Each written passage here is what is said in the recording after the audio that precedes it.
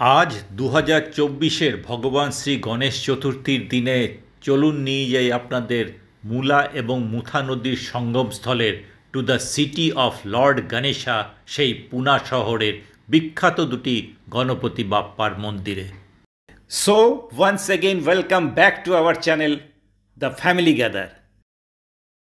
প্রথমে নিয়ে যাই মহারাষ্ট্র তথা ভারতের ফেমাস দাগবুশেট হালওয়াই গণপতি মন্দিরে। এখানে প্রতিদিন হাজার হাজার দর্শনার্থীর ভিড় লেগেই থাকে, আর গণেশ চতুর্থীর সময় ভক্তের সংখ্যা কয়েক লাখের উপর ছাড়িয়ে যায়। শুধু সাধারণ মানুষই নয়, বলিউডের সেলিব্রিটিস, পলিটিশিয়ানস, মহারাষ্ট্রের চিফ মিনিস্টার এবং বহু গণ্যমান্য ব্যক্তিরা এই দর্শনার্থীদের ভিড়ে সামিল হন। শিবাজি মহারাজ রোডে বুধবার পেঠে অবস্থিত এই মন্দিরটির কিছু বিশেষত্ব আছে। যেমন রাস্তার ওপর থেকে এই মন্দিরের 125 কেজি সোনার অলঙ্কারে আভূষিত গণপতি বাপ্পাকে কাঁচের ভেতর দিয়ে দর্শন করা যায়। এতই প্রসিদ্ধ এই মন্দিরের ভগবান যে জনবহুল রাস্তা হওয়া সত্ত্বেও প্রতিটি গাড়ির চালক এখানে স্পিড কমিয়ে যাত্রীদের দর্শনের সুযোগ করে দেন। এই 130 বছরের পুরনো মন্দিরটির নামের পেছনে একটা ইতিহাস আছে। লোকমান্য তিলকের সময় শ্রীমান দাগবুশেট এবং তার স্ত্রী লক্ষ্মীবাই কর্ণাটক থেকে পুনায় আসেন মিষ্টির ব্যবসায়ী হিসাবে। তিনি একজন সফল মিষ্টি বিক্রেতা ও ধনী ব্যবসায়ী হয়ে ওঠেন। 1800 দশকের শেষের দিকে প্লেগ মহামারীতে তার একমাত্র ছেলে মারা যান। শোকস্তব্ধ এই পরিবারকে একজন সাধু শ্রী গণেশের মন্দির তৈরি করে ভগবানকে সেখানে প্রতিষ্ঠা করতে বলেন। সাধুর কথা অনুযায়ী তিনি এই মন্দির স্থাপন করেন, তাই তার নামে এই মন্দিরের নাম রাখা হয় দাগবুশেট হালওয়াই গণপতি। হালওয়াই মানে মিষ্টি বিক্রেতা। দেখুন এই দোকানটি ভালোভাবে। দাগবুশেট যে মিষ্টির দোকান করে সফল ব্যবসায়ী হয়েছিলেন, সেই অরিজিনাল মিষ্টির দোকান মন্দিরের অপোজিট ফুটে আজও বিদ্যমান। এখনও ভক্তেরা সেই বিশ্বাসে এখান থেকে মোদক কিনে পুজো দেওয়ার চেষ্টা করেন। দাগবুশেট যে একজন সফল হালওয়াই ছিলেন শুধু তাই নয়, তিনি একজন বড় কুস্তিগিরও ছিলেন। তার মুগুর ভাজার একটি ছবি আজও যত্ন সহকারে দোকানে লাগানো আছে। এই মন্দিরের আরও এক ঐতিহাসিক বৈশিষ্ট্য আছে। দাগবুশেট ও লোকমান্য তিলক খুব ভালো বন্ধু ছিলেন। তিলকের প্রচেষ্টা ছিল যে যেই গণেশ পূজা মহারাষ্ট্রের প্রতিটা বাড়িতে সীমাবদ্ধ রয়েছে তাকে সার্বজনীন কমিউনিটি ফেস্টিভ্যালে পরিণত করা। তিনি ভেবেছিলেন এতে জনগণকে ঐক্যবদ্ধ ও সংঘবদ্ধ করতে পারা যাবে স্বাধীনতা সংগ্রামের জন্য। দাগবুশেট তিলকের ভাবনাকে সম্মান দিয়ে তাঁর এই মন্দিরে প্রথম সার্বজনীন গণেশ পূজার সূচনা করেন।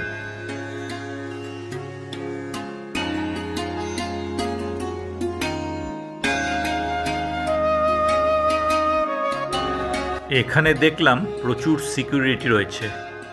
দর্শনের জন্য 100 টাকা দিয়ে পাস সংগ্রহ করে মন্দিরে প্রবেশ করছি।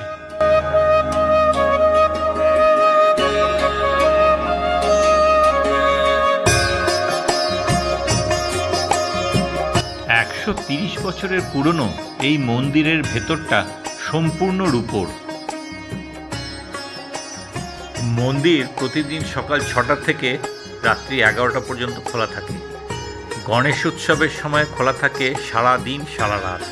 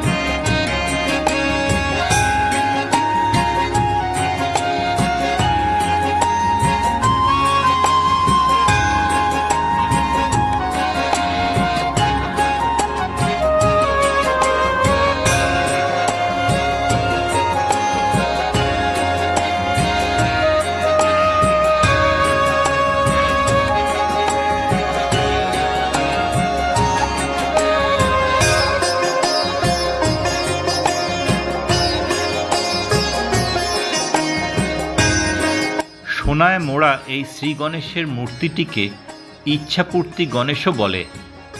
তিনি ভক্তদের সকল মনোবাসনা পূর্ণ করেন। এই গণপতি মূর্তিটি 2.2 মিটার লম্বা আর 1 মিটার চওড়া।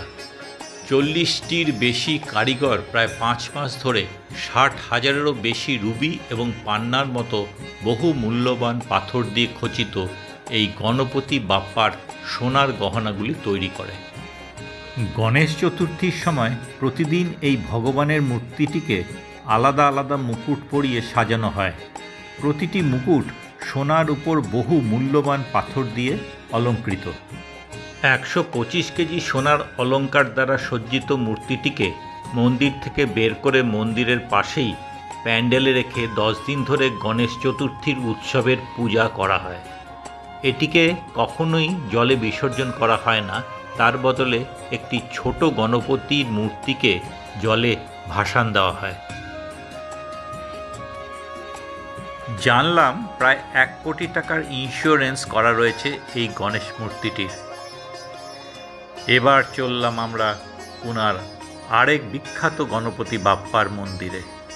মহা আড়ম্বরে গণেশ চতুর্থীর পূজার পরে বিসর্জনের দিনে এই পুনা শহরে যে গণপতি মূর্তিকে জলে প্রথম বিসর্জন দেওয়া হয়, এবার যাই সেই বিখ্যাত কসবা গণপতির দর্শনে। কেন এই প্রথা? বিসর্জনের তালিকায় কেন প্রথম এই শ্রী গণেশের মূর্তি? কি এর ঐতিহাসিক বৈশিষ্ট্য? চলুন সব কিছু দেখাই ও জানাই আপনাদের।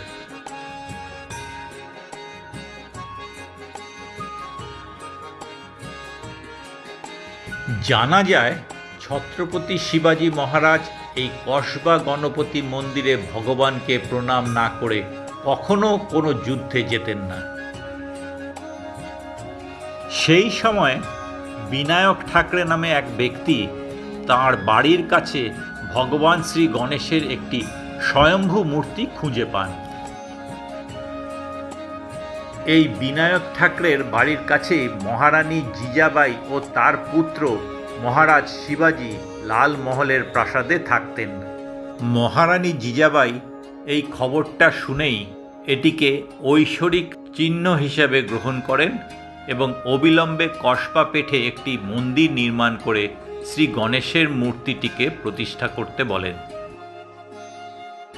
জানা যায় এই শুভ মুহূর্তের পরেই মহারাজ শিবাজী তার সাম্রাজ্য গড়ে তুলতে শুরু করেন। এই কসবা গণপতি হল মারাঠা সাম্রাজ্যের প্রধান কুলদেবতা।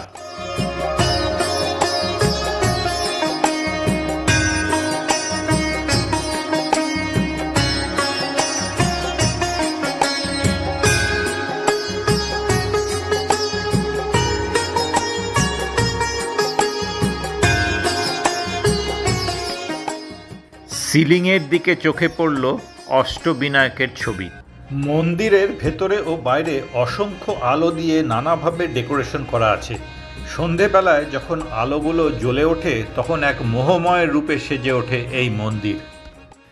শিবাজী মহারাজের পরে মারাঠা ডাইনেস্টির পেশোয়ারদের শাসনকালে মন্দিরের কাঠামো আরও সমৃদ্ধ করা হয়। পাথরের তৈরি মন্দিরটিকে সেগুন কাঠের পিলার্স, আর্চ ও সিলিংয়ের সুন্দর খোদাই করা নকশা দিয়ে এক নতুন রূপ প্রদান করা হয়।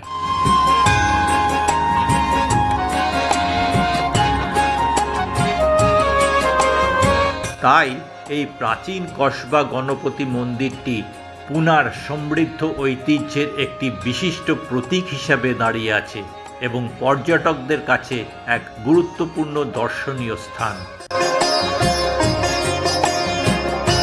এদিকে বেড়াতে এলে এই দুটি মন্দির দর্শনের তালিকায় অবশ্যই রাখবেন।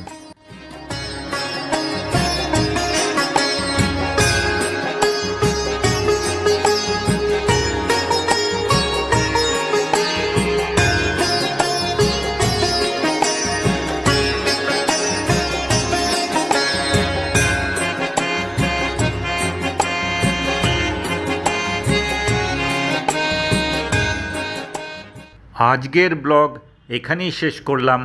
আবার দেখা হবে পরের ব্লগে পুনার কোনো এক নতুন জায়গায়। ভিডিওটি সম্পূর্ণ দেখার জন্য ধন্যবাদ। সঙ্গে থাকুন, দেখতে থাকুন আমাদের চ্যানেল দ্য ফ্যামিলি গ্যাদার।